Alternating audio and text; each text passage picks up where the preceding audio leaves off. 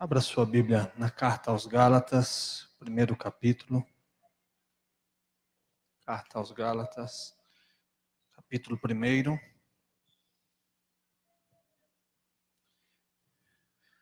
Justificar aqui a ausência do Canela. O aniversário do pai dele foi na sexta-feira. E hoje, o pai dele é pastor. E hoje está tendo uma comemoração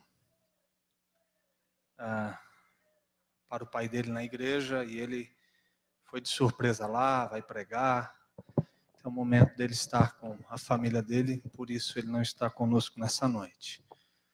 Uma outra coisa é sobre o aluguel desse lote ao lado da igreja. Nós tivemos uma boa reunião essa semana com o presidente da associação. Está tudo bem encaminhado, o contrato e a proposta foi feita. Eles aceitaram as condições que nós colocamos, mas amanhã tem uma reunião do Conselho Administrativo da associação aqui desse lote, né? Que a gente quer utilizar para estacionamento. Então eles conversam amanhã e ficou pré-acertado que na terça-feira à tarde a gente assina o contrato. Se Deus quiser, domingo que vem ou no próximo, nós teremos aí esse espaço para servir a igreja como estacionamento. A gente sabe que isso dificulta algumas vezes, a nossa topografia é um pouco complicada. Então, se a gente tiver esse lote como um espaço a mais da igreja, isso vai nos ajudar muito. Então, ore sobre isso. E assim que tiver uma resposta, eu comunico vocês. Ok? Nós estamos numa série de sermões na carta aos Gálatas. A gente sabe quando começa, mas a gente não sabe até quando isso vai, porque a gente não está com pressa de terminar. A gente vai conversando sobre essa carta. Hoje é o segundo estudo e um culto ou outro pode não ter. O culto de aniversário, provavelmente o pastor Rocha vai pregar uma mensagem que não vai estar baseada na carta. Mas quando a gente estiver ministrando aqui aos domingos, nós vamos ficar presos nessa carta tão importante que nos leva ao entendimento da liberdade cristã. Ok? Primeiro capítulo, o verso 6.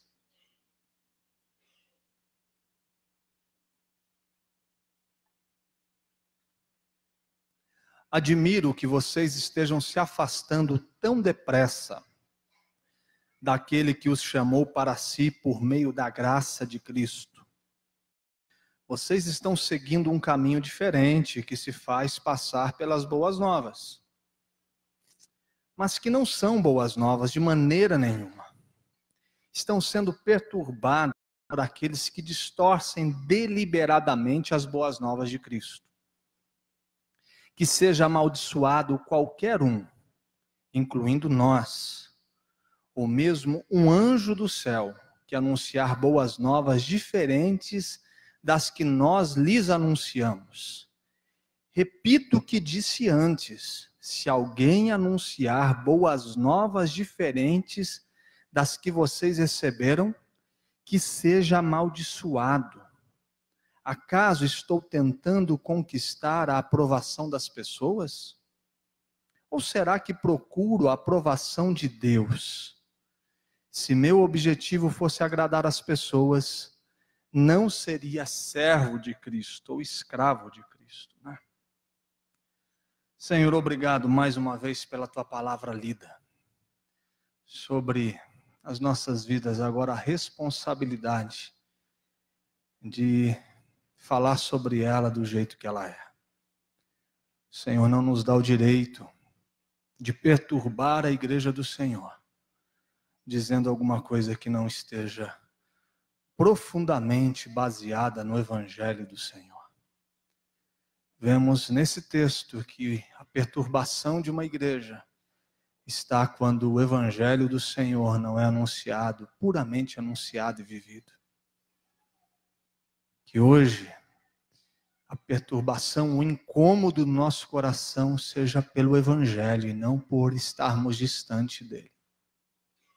Que os nossos pés sejam cada vez mais fincados no Evangelho de Jesus. Que o nosso coração esteja convertido, apaixonadamente entregue ao Evangelho do Senhor. Que a nossa consciência seja limpa, lavada pela palavra do Senhor e do Evangelho. Nos ajude, Senhor, nessa jornada. Confessamos que o caminho para se perder é possível. Confessamos que somos tentados a partirmos para um lado onde a Tua palavra não nos permite andar. Então que hoje, essa responsabilidade de vivermos o Evangelho caia sobre o nosso coração. Ajude-me, Senhor, na exposição da Tua palavra. O Senhor sabe do peso no coração e do temor diante da Tua igreja. Confesso a minha incapacidade de dizer alguma coisa que atinge o coração das pessoas a partir do meu conhecimento. E peço para que o Teu Espírito, que se move, que sopra sobre este lugar nessa noite, visite os corações. E dentro da minha limitação, aquilo que eu não consigo dizer, comunicar, que Ele, de forma misteriosa, graciosa, faça isso. É minha oração em nome de Jesus. Amém.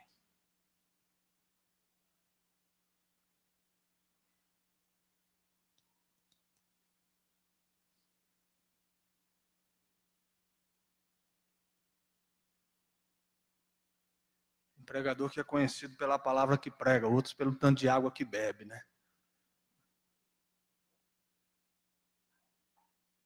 Vamos lá? Semana passada a gente falou dos primeiros versos, onde Paulo, sendo incomodado por falsos mestres questionando o seu apostolado, inicia a carta defendendo que ele era um apóstolo de Jesus. São 4 igrejas que estão sendo atingidas por esses falsos mestres que ficam no sul da Galácia, a igreja de Antioquia, de Icônio, Listra e Derbe. E eles estão sendo infiltrados por homens que não têm integridade na sua vida, no seu caráter. E eles tentam destruir a igreja e o evangelho do Senhor Jesus Cristo, descredibilizando Paulo, dizendo que aquele que havia passado por ali na primeira viagem não havia dito a eles toda a verdade, por isso eles chegaram ali agora como verdade de Deus para aqueles corações. E aí Paulo começa a sua defesa primeiro dizendo que ele é apóstolo, porque eles estão dizendo que ele não era. E por que eles estão dizendo isso? Porque Paulo não havia andado com Jesus como os outros discípulos. Paulo não havia tido um comissionamento, um envio direto dos lábios de Jesus. E Paulo havia sido um perseguidor da igreja que ele está agora construindo, plantando. E ele havia sido um destruidor pelo zelo pela lei judaica, que havia dito que todo aquele que morresse pendurado em um madeiro como Jesus era maldito. Então, como ele poderia crer em alguém que a sua lei religiosa dizia que era um maldito diante do mundo? E aí Paulo começa a sua defesa das suas credenciais apostólicas, que elas estão baseadas em 3 fundamentos. O primeiro é ter visto Jesus ressurreto. Aquele encontro de Jesus com ele em Atos 9 tem como finalidade mostrar que Paulo deveria ser um apóstolo de Jesus. Porque essa é a primeira credencial. Ter visto Jesus, ter tocado em Jesus, ter falado com Jesus fisicamente. Não é um sonho com Jesus. Não é ter uma visão de Jesus, mas ter visto Jesus, conversado com ele, ter falado com ele, ter presenciado. Então, Atos 9, mais do que uma conversão, já é um movimento divino de credenciamento apostólico para Paulo. Depois você vai ver ele reafirmando isso em uma outra igreja que está questionando o seu apostolado, que é a igreja de Corinto. São as 2 igrejas que causam um grande problema para Paulo no sentido de reconhecimento da sua tarefa apostólica. Você vai ver tanto na primeira carta, no capítulo 9, no verso 1, e no capítulo 15, verso 8, ele dizendo de ter visto Jesus, e por causa disso ele poderia se afirmar apóstolo. A segunda credencial é essa que eu já disse, de uma convocação direta dos lábios de Jesus. Não foi a igreja, não foi a instituição, não foi o concílio apostólico, mas foi o próprio Cristo que disse a ele o que ele deveria fazer. Então essa era a segunda credencial. E a terceira era que os sinais que haviam acontecido no ministério de Jesus deveria acontecer no ministério dos apóstolos. Então a confirmação apostólica vem a partir dos feitos realizados, dos milagres. Então eles olhavam para o apóstolo fazendo um milagre, e para os milagres de Jesus diziam a mesma coisa. E ele faz essa afirmação na sua segunda carta aos Coríntios, no capítulo 12, o verso 12. Quando ele diz, eu não confirmei a minha credencial apostólica a partir de sinais de prodígios como os de Jesus. Então são as três credenciais. E agora, do verso 6 ao 10, ele vai dizer a complicação que esses falsos mestres estão colocando sobre a igreja. E ele vai falar de um outro evangelho. Ou de um falso evangelho. E que outro evangelho é esse?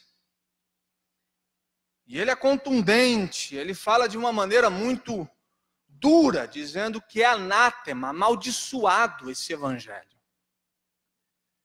Ele está dizendo que pode ter uma bela demonstração estética, ao ponto de dizer, se um anjo descer e anunciar um outro evangelho, vocês não devem segui-lo. Pode ser bonito, pode ser todo cheio de coisa, pode ser impressionante, apaixonante, mas se não tiver o conteúdo que eu anunciei a vocês quando eu passei aí, maldito que está sendo dito a vocês por estes homens. E o que é? É um evangelho que desconhece a salvação pela graça, unicamente pela graça. É um evangelho que está dizendo para a igreja que ainda Deus está pedindo um cerimonial. Um evangelho que está concentrando a sua salvação nos méritos humanos, nas realizações humanas, no esforço do braço, na energia, no suor que cai do rosto humano. Então a gente vai sendo salvo, a gente faz uma ginástica enorme para ser aceito por Deus, e a gente faz um cerimonial bonito, extraordinário, e Deus fica felizinho com aquilo que a gente fez, Deus fica animado com o que nós demonstramos a Ele, estamos aceitos, mas aquilo não tem conexão com a vida, com a alma, com o coração. Ele está dizendo, é isso que eles estão falando para vocês. A circuncisão novamente, o cerimonial, a gente vai fazer em partes, mas não está baseado na graça. Deus precisa de alguma coisa. A salvação de vocês vai acontecer através de mecanismos, méritos humanos. E ainda Deus está se relacionando conosco a partir da barganha, da nossa capacidade de oferecer a Ele alguma coisa bonita, esteticamente agradável. Lógico que esse evangelho é sedutor. Lógico que isso pode ser facilmente seguido, é isso que ele está dizendo. Eu estou admirado como que vocês rapidamente estão voltando para aquilo que eu disse a vocês que havia acabado. Do mesmo jeito que o autor aos Hebreus vai dizer posteriormente que vocês devem desvincular, deixar, arrancar tudo aquilo que foi dito como verdade e comece a correr uma nova corrida, sem nada daquilo que prendia vocês na liberdade da graça, unicamente pelo sacrifício de Jesus. Porque se for para viver de um cerimonial que tem a ver com questões externas e não com o coração, é muito mais fácil. Meu amigo, eu queria que a minha prosperidade fosse por intermédio de uma barganha. Lógico que eu queria. Eu queria que alguém chegasse aqui e falasse, Júnior, Entrega o seu carro e a sua vida econômica daqui para frente está resolvida. Meu amigo, eu entregava agora. Seria a minha previdência. Eu entrego, faço um cerimonial, uma coisa estética, bonita, numa barganha, entreguei aqui, pronto, resolvi minha vida. Não tem mais boleto atrasado, eu não preciso mais ficar me preocupando com o trabalho, eu não preciso mais ser diligente, eu não preciso mais lidar com sabedoria, com os recursos que Deus coloca nas minhas mãos, eu não preciso mais ser íntegro, eu não preciso mais viver com responsabilidade, porque agora eu encontrei uma cerimônia que me garante uma coisa extraordinária. Um cerimonial que faz aqui, eu construí um caminho de sal. E aí você pisa nele, pronto, pisei nesse sal, caminhei nesse negocinho, nessa cerimônia, a minha vida está limpa, pacificou. Aí você pode ir para a esquina e falar o que você quer, na segunda-feira você vive de acordo com os seus valores, a sua consciência continua carregada de sentimentos e desejos que não tem nada a ver com o evangelho. Esse caminho do falso evangelho é fácil de ser vivido. E por isso que quanto mais ele é anunciado, mais seguidores encontra. É isso que está acontecendo em Gálatas. A gente desiste facilmente de um caminho que tem altas exigências com o coração, e não com as questões estéticas e externas.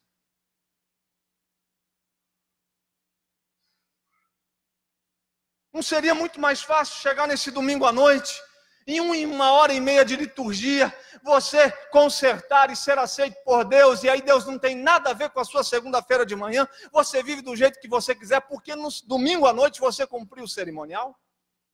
Não seria mais fácil? Você não precisa ser um bom esposo, melhorar na sua casa, nem ser uma melhor esposa, um melhor amigo. Você não precisa amar mais, você não precisa perdoar quem te feriu, porque você cumpriu a cerimônia. E essa cerimônia é um símbolo onde as coisas estão feitas. Não é esse evangelho que vai humilhar a gente, que vai mostrar a nossa insignificância e da nossa incapacidade de ser aceito por Deus a partir do que a gente é. Mas que a gente só aceite por Deus por causa de Jesus e pela sua obra e a suficiência da cruz na nossa vida.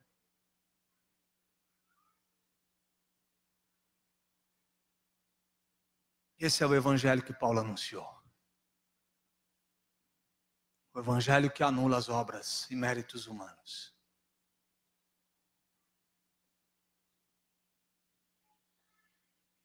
O evangelho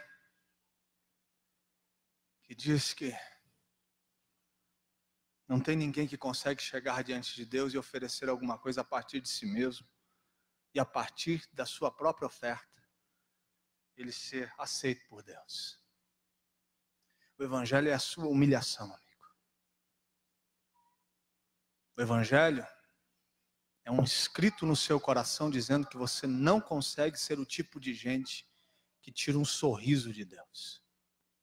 Que toda a alegria de Deus está no Filho que se entregou por nós e a partir do Filho a gente se apresenta diante de Deus. Mas eu só chego diante de Deus por causa de Jesus e não por causa de quem eu sou.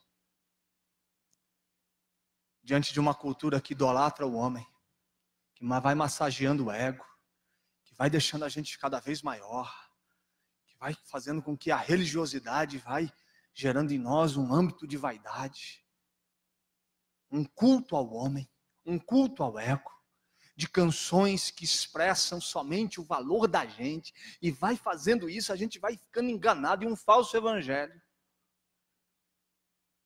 onde o fracasso dos nossos méritos é denunciado e a suficiência da cruz de Cristo nos é anunciada. Se estabelece. E o que ele está dizendo, que se esse evangelho entrou no seu coração, nós não precisamos de nenhuma lei externa para dizer o que a gente tem que fazer e como a gente deve viver. Se o evangelho entrou na sua vida, você já não precisa de um cerimonial, de alguém dizendo o que deve e o que não deve ser feito, porque a lei do evangelho em você vai lhe dando a consciência necessária de como viver e de como agir. O Evangelho de Cristo vai dizer a você que tipo de gente você deve ser, que tipo de esposo, de esposa, de homem, de mulher, de amigo, de filho você deve ser. A lei do Evangelho coloca pela graça, impõe em nós as limitações necessárias para que a gente viva de tal forma que a nossa vida passe a agradar a Deus, mas porque a gente conseguiu, por esforço humano, não, foi por causa da graça de Cristo, e a liberdade dele, não a liberdade para a gente fazer o que a gente quer, uma liberdade que a gente sabe que nesse caminho a gente está vivendo de tal forma que Deus está aceitando a nossa vida. Pelo que a gente fez? Não, pela lei dele que nos inclinou a fazer o que é correto. O Evangelho é uma lei colocada no coração. Olha o que diz o profeta Jeremias no capítulo 31, no verso 33. É esta nova aliança que farei com o povo de Israel depois daqueles dias, diz o Senhor. Porei minhas leis em sua mente e as escreverei em seu coração. Serei o seu Deus e eles serão meu povo.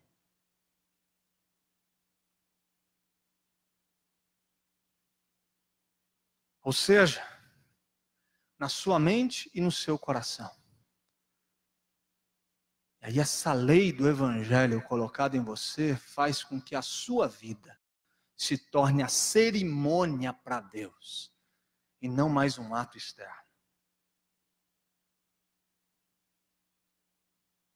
O que Paulo está dizendo aos Gálatas é que a cerimônia de vocês não tem valor porque já não é a cerimônia.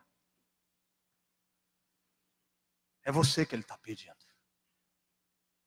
Ele está querendo você. A sua vida, a sua alma, o seu ser. É mais fácil você entregar alguma coisa do que entregar a si mesmo. É mais fácil viver uma relação carregada de reservas. E o outro evangelho é o evangelho que somente fazendo uma cerimônia qualquer, um ato religioso, a gente tá legal com Deus, a coisa está feita. Paulo está dizendo, ele não está pedindo isso. Ele está querendo você. O profeta Malaquias vai nos dizer dessa relação cerimonial que não tem alma e não tem vida. Se você quiser ler depois, a gente fica muito preso lá em Malaquias 3:10, né? Se eu falar aqui o que está lá, logo, logo você sabe. Se você tem um mínimo de caminhada em uma igreja, você já sabe o que está escrito lá. Mas no primeiro capítulo ele está falando de uma cerimônia onde não tem alma e não tem vida. Onde eles fazem tudo, é bonitinho, é certo, é legalzinho, está tudo esteticamente correto, está no horário. A fumaça saiu no momento adequado, o animal foi trazido de forma certinha, o sacerdote se vestiu do jeito legal, foi tudo muito bem ajeitado, muito bem ajustado, o cronograma foi bom, o roteiro foi adequado, todo mundo ficou satisfeito com a apresentação, mas não tinha vida nisso daí não tinha alma. Aí Deus olha para isso e fala, eu não aceito esse negócio. Porque vocês estão me entregando alguma coisa, mas a vida de vocês não está no que vocês entregam.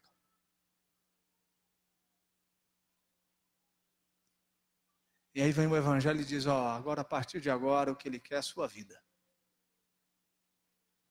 E aí, você vai ter que perder a sua vida para ganhar.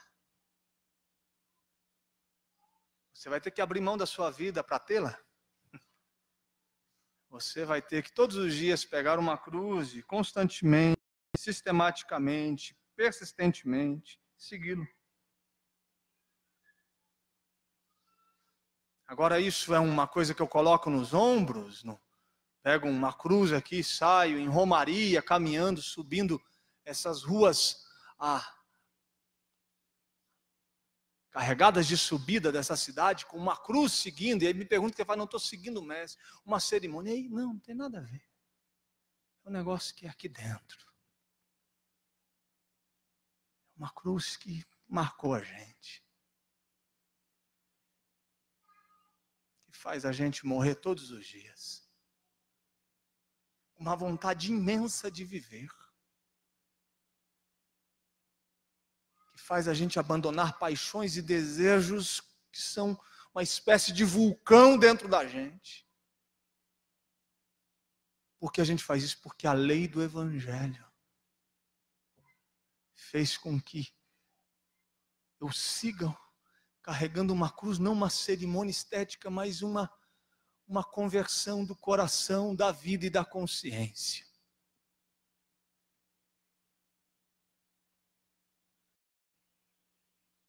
É esse evangelho que Paulo está dizendo, não abandone.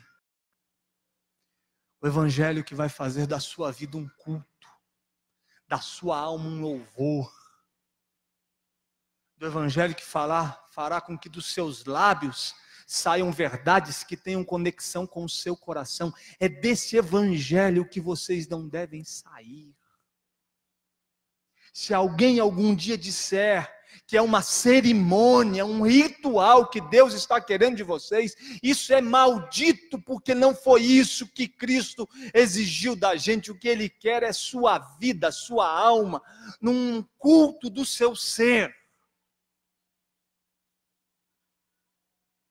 E o que perturba a igreja é esse evangelho carregado de cerimônias. É isso que Paulo está dizendo. A igreja de Jesus aí entre vocês está perturbada. Por quê? Porque um outro evangelho entrou, o evangelho do ritual. Porque a igreja evangélica brasileira é perturbada. Porque o evangelho saiu e cerimônias entraram. Porque falsos ensinamentos carregados de um outro evangelho tomaram a consciência, o coração das pessoas. Lógico que essas pessoas preferem muito mais esse outro evangelho, porque fazendo isso, está tudo certo. E por que não queremos naturalmente o evangelho? Posso estar dizendo alguma coisa, você fala, não, pastor, eu quero o evangelho. Você está dizendo aí, está tudo resolvidinho aqui, eu quero esse negócio aí. Deus me livre de um evangelho de cerimonial, de ritual. De um falso evangelho maldito. Sabe por que você quer um outro evangelho? Porque você quer reter. Você quer guardar. Enquanto o evangelho quer que você compartilhe. Sabe por que nós queremos um outro evangelho? Porque nós queremos nos vingar, maltratar e ver aquele que nos machucou na lona, ao invés de perdoá-lo 70 vezes 7. Sabe por que nós queremos um outro evangelho? Porque eu quero dar um murro na cara de quem feriu a minha face, ao invés de ceder a outra. Eu quero pegá-lo pelo colarinho e destruí-lo. E vendo as lágrimas saindo dos seus olhos, ao invés de dar a ele o direito de me ferir, onde eu já fui ferido. Sabe por quê? Eu quero um outro evangelho? Porque eu não quero caminhar nem 2 metros com aquele com quem já foi difícil caminhar 1 milha, ter que caminhar a 2ª. Sabe por que eu não quero o evangelho? Porque eu quero segurar todas as capas e as vestimentas que cobrem o meu corpo, ao invés de doar tudo aquilo para aquecer aquele que bem algum fez a mim. Sabe por que eu não quero porque eu quero um outro evangelho? Porque eu prefiro viver pelos meus interesses egoístas e pessoais, pela minha própria agenda, que tem a ver somente com o meu umbigo, sem espaço para colocar o outro, incluir o outro, e ver as necessidades, as carências, e agir solidariamente. Eu quero um outro evangelho porque é muito difícil orar pelos meus inimigos. É muito difícil dobrar os meus joelhos, uma coisa que já não é fácil quando eu vou fazer por mim mesmo. A vida de oração exige tanto da gente, uma energia que a gente não sabe, essa batalha que dobrar os joelhos se torna uma coisa tão difícil em um dia de 24 horas e facilmente a gente passa o dia sem fazer isso. Então, já que é para fazer alguma coisa que custe tanto, eu quero fazer, mas jamais eu quero fazer orando por alguém que não é o meu amigo ou que não é a mim mesmo. E dificilmente eu quero fazer isso orando por um inimigo. Por isso eu quero um falso evangelho. Eu quero um falso evangelho porque eu quero odiar quem me persegue. Eu quero ver o fim de quem me persegue. Eu quero que ele seja destruído na próxima esquina. Eu não quero um evangelho que me convida a amar aquele que está me perseguindo. Eu quero um outro evangelho porque eu não quero sofrimento como processo de crescimento.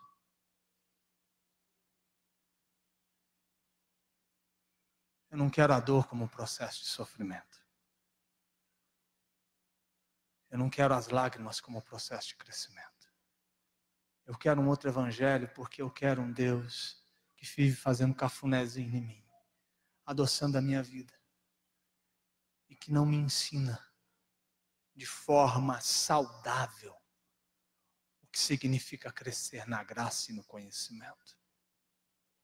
Eu quero um outro evangelho porque ele me apresenta um Deus extremamente doentio, que vive protegendo, que me faz ter a ideia de um cuidado a partir do que eu penso sobre cuidado. O que você entende sobre cuidado não é o que Deus pensa sobre cuidado. Seu cuidado, sua ideia de cuidado é doentia. Você como pai, como mãe, eu cuido dos meus filhos doentemente, eu sei disso e luto contra isso. Porque o meu cuidado dos meus filhos é de preservação da dor. Quanto menos doer, melhor eu fico, mais aliviado eu estou. E aí vem Deus e permite que a gente venha crescer a partir de alguns ambientes difíceis. Eu fico inquieto quando os camaradas chegam para Jesus.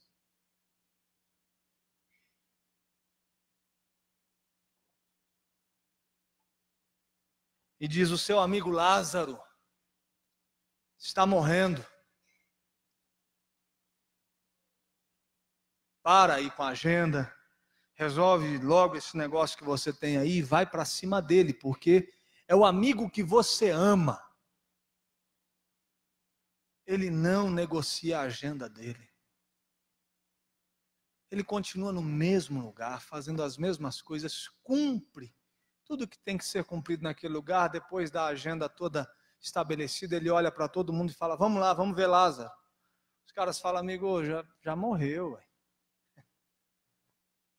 E aí quando ele chega lá, as irmãs estão chorando, a tristeza, ele experimenta da morte, porque o amor de Deus não é o amor que nos preserva das lágrimas, muitas vezes.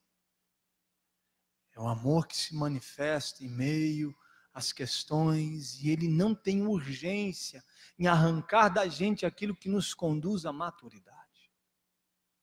Por isso que eu não quero esse evangelho que não torna Deus insensível, mas que faz dele alguém que faz gente responsável e madura para enfrentar os dilemas da vida.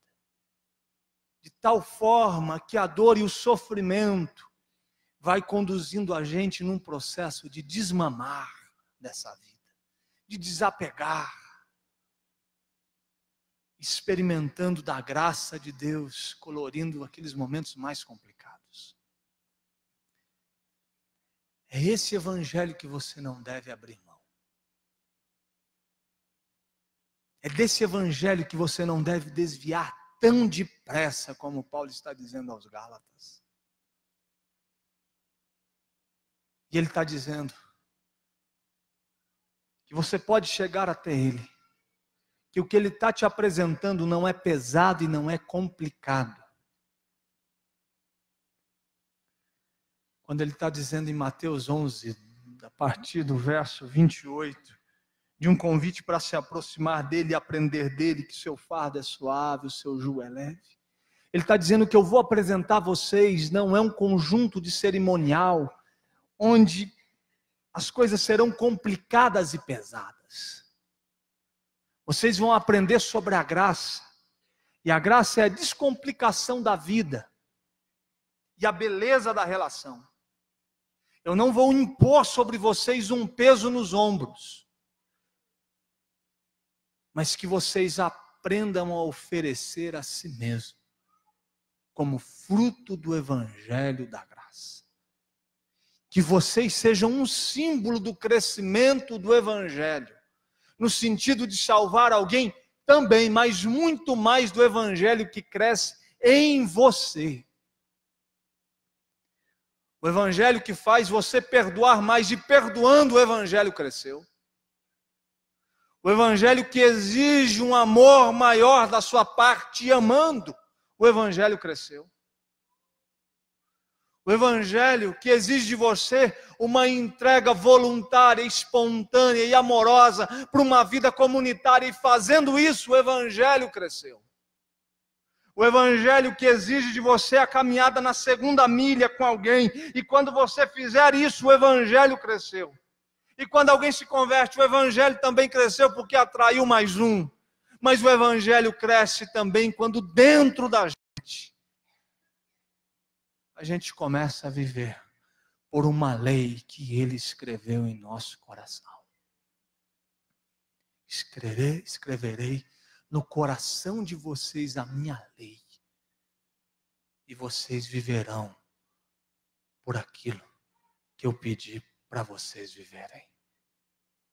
E se alguém disser que eu estou aceitando uma cerimônia, um suor humano, uma energia, uma ginástica espiritual da sua parte, isso é maldito. Se um anjo falar que agora a salvação e a relação se estabelece por esforço humano, que isso seja anulado do meio de vós. Isso é perturbação para a sua alma. Você não vai conseguir viver assim. Porque o evangelho da graça não reconhece os méritos humanos. Tire isso da sua vida. Tire isso dos seus ombros. E deixe com que a lei de Deus, que opera no coração, mostre a você o tipo de gente que você tem que ser. Você não quer o evangelho de Cristo, porque é muito mais fácil viver um evangelho de cerimônias. Mas a imagem do Filho sendo gerada em você vai fazer com que você seja a pessoa que Deus quer que você seja. Amém? Aplauda o Senhor e coloque-se em pé.